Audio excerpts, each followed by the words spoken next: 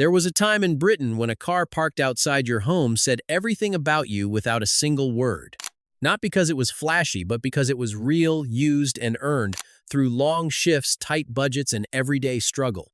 In the 1970s, working-class Britain didn't drive supercars or dream machines. They drove the cars that started every morning, survived every winter, and sometimes broke down at the worst possible moment. But these cars weren't just metal and engines, they were part of daily life, part of identity, part of pride. Some of them were reliable companions that families trusted for years. Others promised freedom, but delivered frustration instead.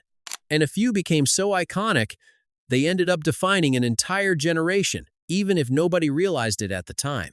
From crowded city streets to quiet industrial towns, these cars were everywhere, and now most of them have quietly disappeared. But their stories haven't. And somewhere on this list is a number one that didn't just define an era. It completely changed what people expected from a British car forever. Number 10. Austin Allegro. The Austin Allegro arrived in the mid-1970s as Britain's attempt at a modern family car. Built by British Leyland, it was meant to replace older Austins and give working-class drivers something fresh, reliable, and practical for everyday life. On paper, it checked every box. A compact family car, decent space, improved suspension, and styling that was supposed to feel modern compared to older boxy designs. But expectation didn't last long. Instead of feeling advanced, the Allegro quickly became known for awkward design choices and inconsistent build quality. Small issues piled up, interior parts that felt fragile, driving that never felt quite right, and problems that appeared far too early in ownership. And yet, for many families, it was still the only option they could afford. It got them to work, school, and the shops, even if it demanded constant patience. The Allegro became a car people tolerated more than trusted, and that reputation followed it for years. But while the Allegro struggled with confidence, the next car took a completely different approach, simple, cheap, and everywhere, yet still somehow controversial. And that brings us to number 9. Number 9. Morris Marina. The Morris Marina arrived in the early 1970s as a direct answer to one goal: build something cheap, simple, and easy to maintain. British Leyland wanted a car that could compete with the Ford Escort, especially for working-class buyers who needed value above everything else. At first glance, it delivered exactly that. Nothing flashy, nothing complicated, just a straightforward family car for everyday use. The expectation was simple: reliability and low running costs. But reality fell short. The Marina quickly gained a reputation for feeling outdated even when it was new. Handling was basic, quality control was inconsistent, and the driving experience never felt as solid as buyers hoped.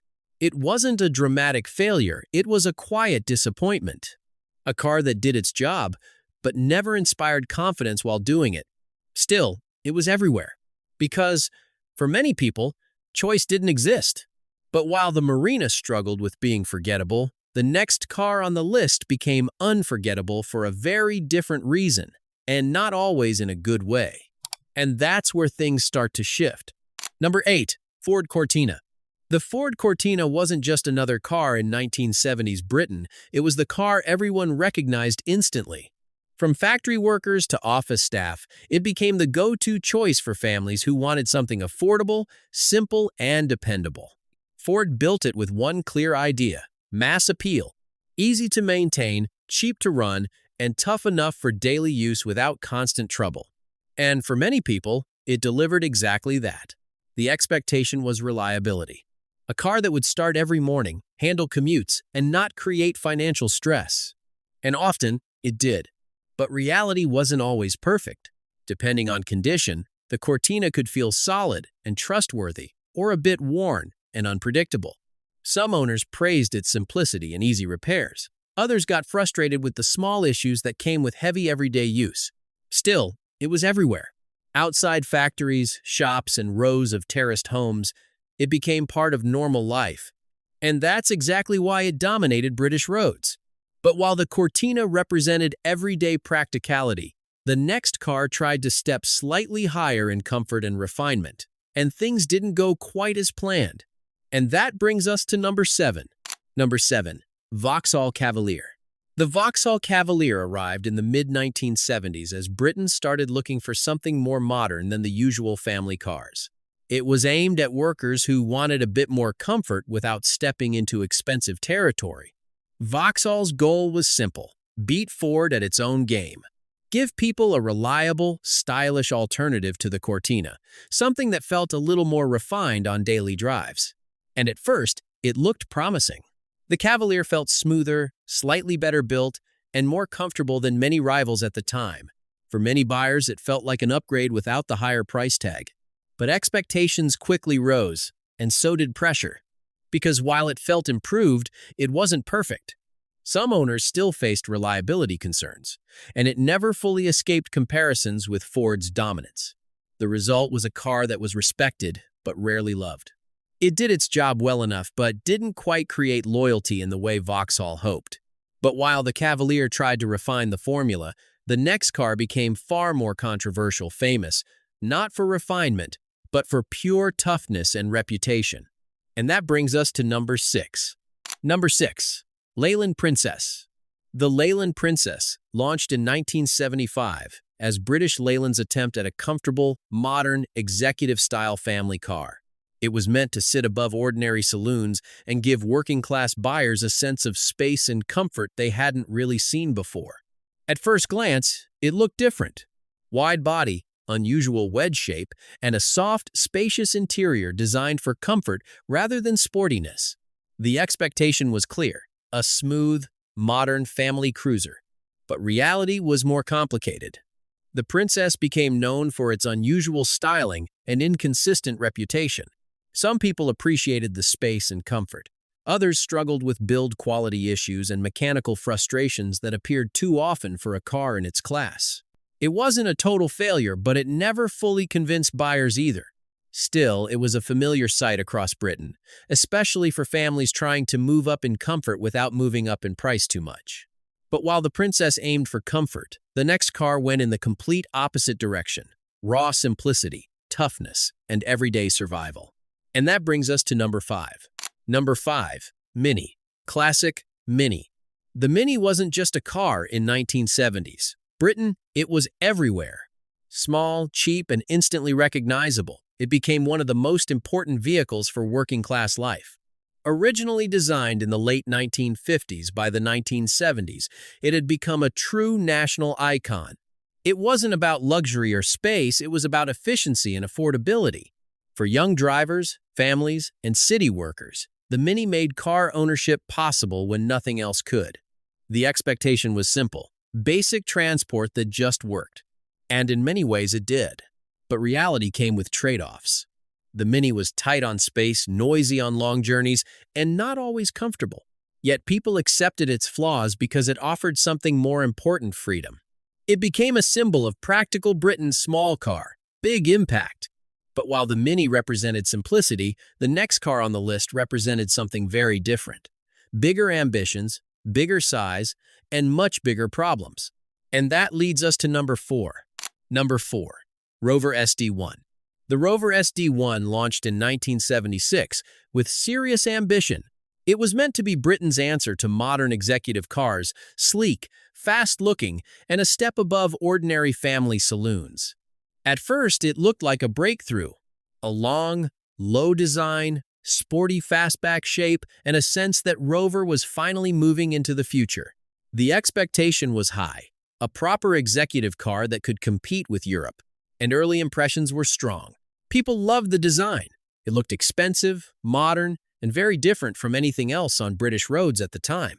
But the reality didn't stay smooth for long. It became a classic case of style outpacing execution. Still, when it worked, it really worked. It had presence, speed, and comfort that made it stand out in a crowd of ordinary saloons.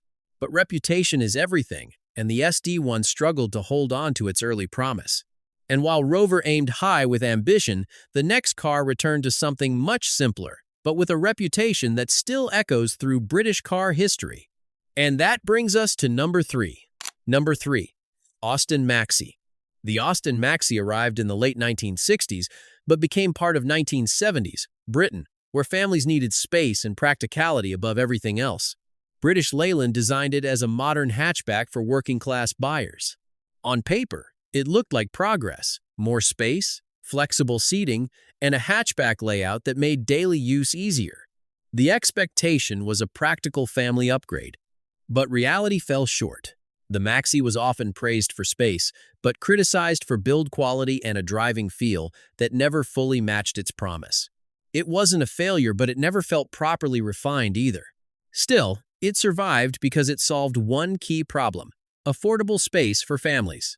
But while the Maxi tried to modernize family life, the next car became far more influential: simple, tough, and everywhere. And that brings us to number 2. Number 2. Ford Escort MK2. The Ford Escort MK2 became one of the most important cars of 1970s Britain. It was cheap, simple, and built for everyday working-class life.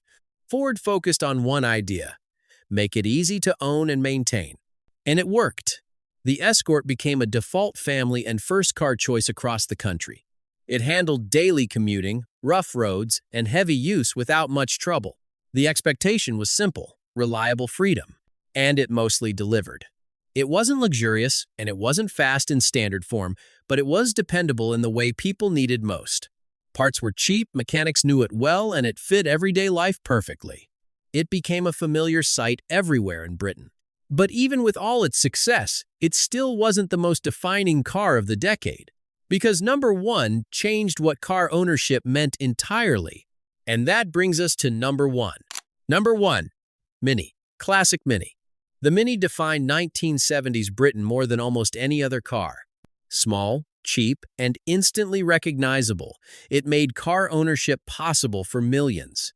Its purpose was simple: affordable transport for ordinary people. And it succeeded completely. It was easy to park, cheap to run, and perfect for crowded city streets. It wasn't powerful or comfortable on long journeys, but it delivered independence. For many families, it wasn't just a second car, it was the only one they had. That's what made it so important. The Mini became part of British identity. Simple, imperfect, but incredibly useful. It proved that a car didn't need size or luxury to change lives. And even today, it remains one of the most iconic British cars ever built. If you enjoy stories like this, don't forget to subscribe.